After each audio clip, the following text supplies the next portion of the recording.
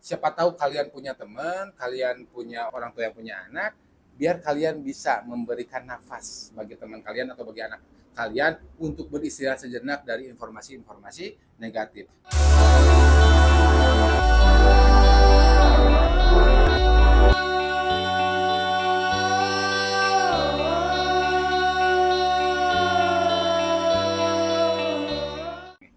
Halo, Assalamualaikum warahmatullahi wabarakatuh. Kembali lagi bersama saya di Kapten Ras.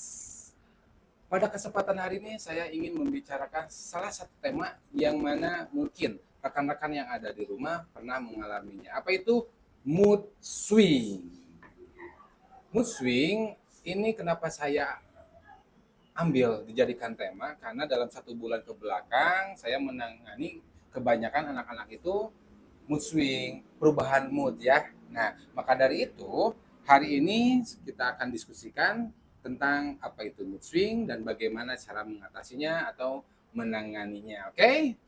Mood swing pada dasarnya perubahan emosi.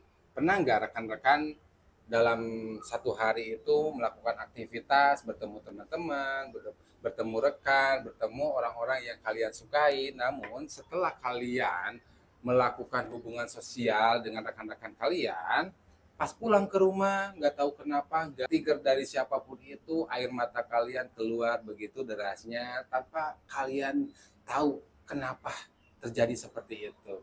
Dan biasanya ada sensasi-sensasi perasaan emosi yang keluar di dalam diri kalian. Mau itu perasaan sedih, mau itu perasaan kecewa, mau itu perasaan marah dan sebagainya muncul pada kalian sedang di rumah sendirian biasanya seperti itu.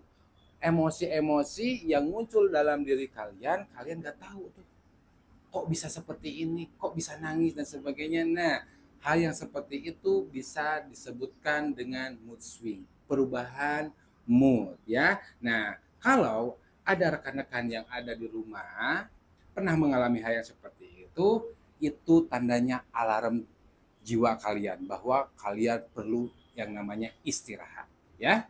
Sekali lagi, mood swing itu tanda dari tubuh kalian untuk beristirahat. Sama halnya rekan-rekan ketika dalam keadaan sakit, demam misalkan. Itu kan demam tanda dari tubuh bahwasanya rekan-rekan disuruh untuk beristirahat ya. Beristirahat dari aktivitas-aktivitas sehari-hari, kalian dituntut untuk tidur dulu aja di rumah, beristirahat dari makan makanan yang kurang baik, pedas dan sebagainya, diistirahatin semuanya agar tubuh kita kembali fit dan normal setelah beristirahat. Nah, mood swing pun sama. Itu tanda bahwasanya ketika kalian mood swing, tandanya kalian perlu istirahat. Lantas istirahat seperti apa yang harus rekan-rekan lakukan? Ya, kalau kalian demam atau sakit fisik, istirahatnya istirahat mulut.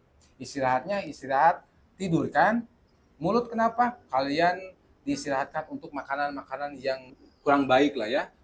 Diasupi makanan-makanan yang bergizi, makanan yang berserat dan sebagainya. Tapi kalau gangguan mood swing, istirahatnya apa? Istirahatnya kalian istirahat mata dan istirahat telinga.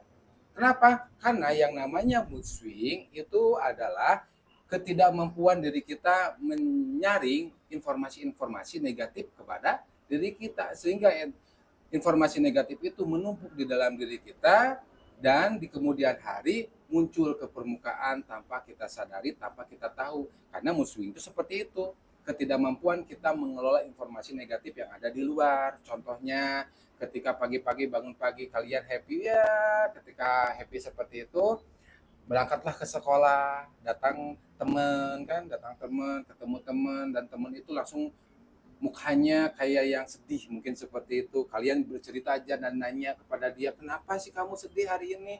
Dan dia cerita, ih pacar aku tuh kayak gini kayak gini.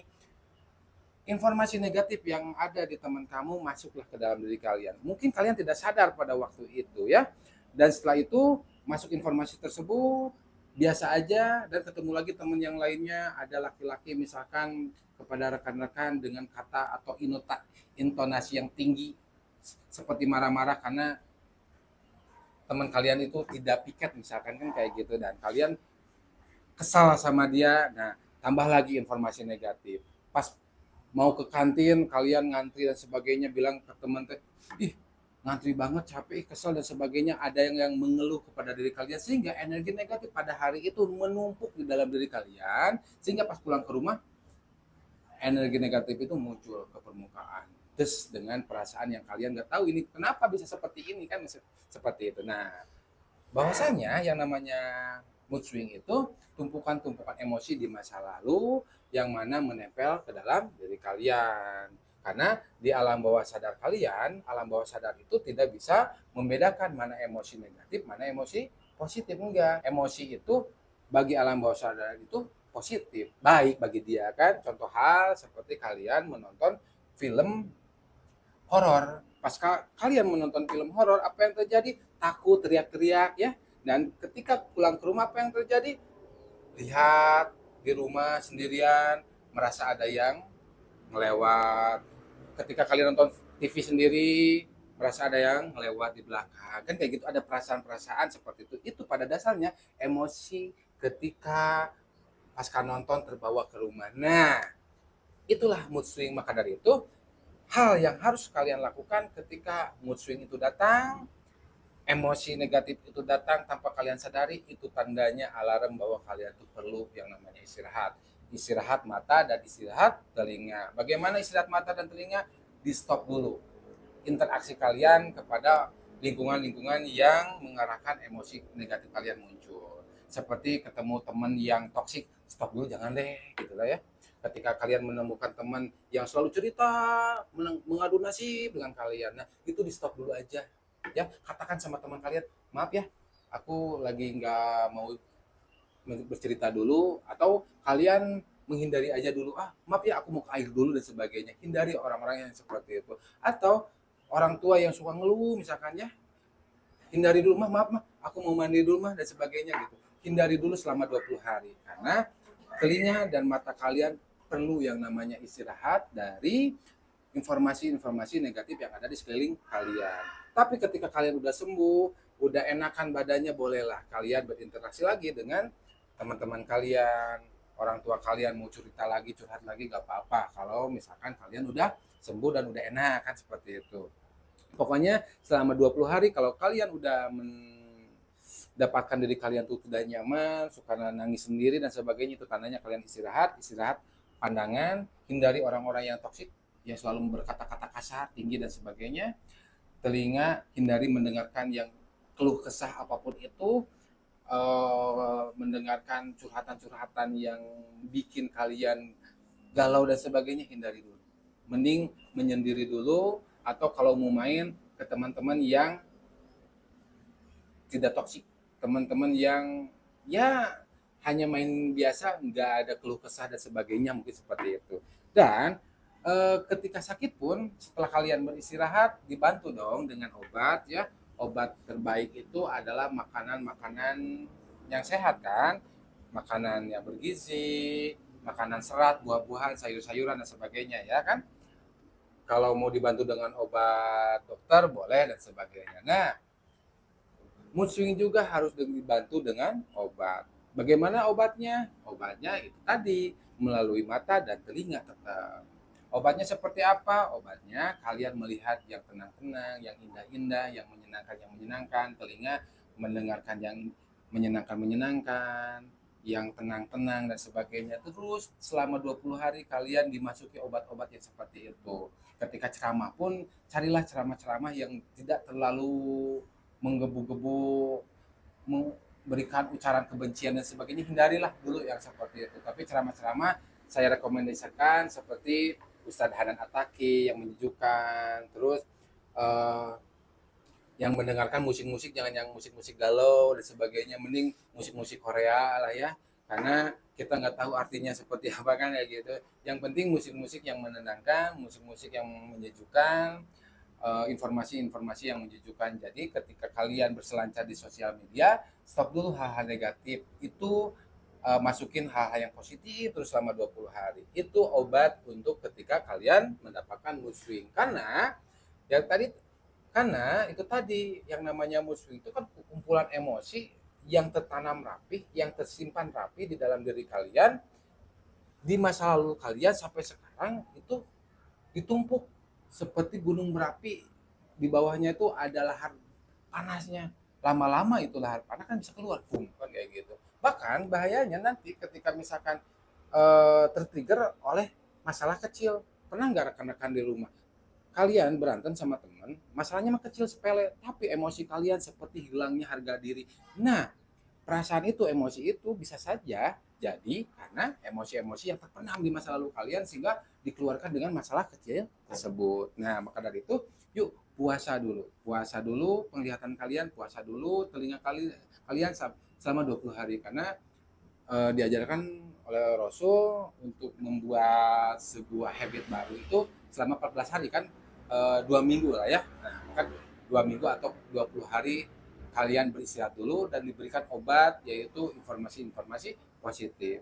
Nah, setelah dikasih obat, apa yang kalian lakukan?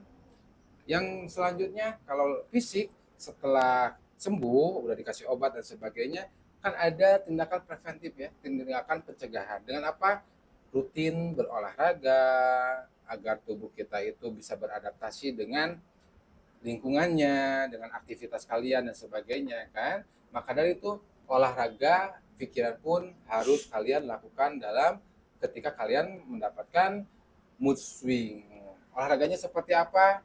Pikiran kalian fokuslah kepada hal-hal yang berhubungan dengan publik, bukan hal-hal personal orang lain ya. Hal-hal publik itu seperti apa? Ketika kalian keluar rumah ada sampah, oke, ada sampah. Kalau dibiarin nanti numpuk, nanti mengganggu orang lain, ambil aja. Jadi aktivitas-aktivitas yang harus kalian lakukan itu harus bermanfaat bagi diri kalian dan orang lain, khususnya publik itu seperti itu. Jangan memikirkan hal-hal personal orang lain seperti tetangga beli kulkas baru panas, kita pikirin tetangga kenapa sih dia bisa beli kulkas baru dan sebagainya, 8 pintu misalkan kayak gitu, dipikirin kan kayak gitu. Nah, hindari pemikiran-pemikiran tentang personal orang lain ya, tapi fokuslah pikiran kita terhadap ranah-ranah publik. Bagaimana diri kita bermanfaat bagi lingkungan, keluarga khususnya, negara khususnya kan seperti itu. Nah, hal-hal seperti itu kalian harus dipikirkan karena nanti akan jadi efek kebiasaan, jadi bola salju, nanti jadi membesar sehingga kalian menjadi pribadi yang baru yang menyenangkan dan positif tentunya. Mungkin seperti itu. Kalau misalkan rekan-rekan ada yang nanya, silahkan di kolom komentar. Kenapa saya penting ini diceritakan kepada rekan-rekan? Yuk, siapa tahu kalian punya teman, kalian punya punya anak, orang tua yang punya anak, biar kalian bisa memberikan nafas bagi teman kalian atau bagi anak kalian untuk beristirahat sejenak dari informasi-informasi negatif. Kalau misalkan ada teman atau anak yang sedang mood swing kayak gitu, jangan dijejelin mengeluh kesah kalian dilontarkan kepada mereka, stop dulu lah. Nanti kalau mereka udah sembuh, silahkan. Kalian bercerita, mengeluh kepada mereka, silahkan. Tapi, untuk mencegah itu semua, silahkan kalian berdoa dulu, atau berkeluh kesah terlebih dahulu sama Tuhan kalian ya. Jangan dijejelin anak kita, atau teman-teman kita, ketika mereka beristirahat, kita curhat, terus mentransferkan, memberikan energi negatifnya kepada mereka. Nanti kasihan juga mereka, capek, nanti bahayanya menumpuk-numpuk, tidak bisa mengelola emosinya. Dan kalau selama 20 hari seperti itu terus tidak ada perubahan, makanya kalian perlu yang namanya tenaga profesional. Mintalah bantuan kepada tenaga profesional, mau psikolog, mau psikiater, mau kalau di sekolah guru BK silahkan. Dan kalau ke guru BK pun nanti kalau guru BK bisa mengatasinya mungkin sama dia dibantu, tapi kalau dia tidak bisa bantu pasti nanti disarankan ke seorang psikolog. Sama halnya dengan penyakit fisik kan, ketika diobat istirahat masih tidak sembuh kan kalian perlu namanya ke dokter kan. Maka dari itu yuk mulai dari sekarang kenali gejala-gejala mood swing. Kalau misalkan seperti itu yuk makanya istirahat. Mungkin hari ini cukup sekian dulu. Terima kasih untuk rekan-rekan yang selalu menonton Kapten Ras ini. Terima kasih, saya Wahyu Triyono. Jangan lupa like, comment, subscribe, dan share kepada rekan-rekan yang lainnya. Terima kasih. Assalamualaikum warahmatullahi wabarakatuh. Dah.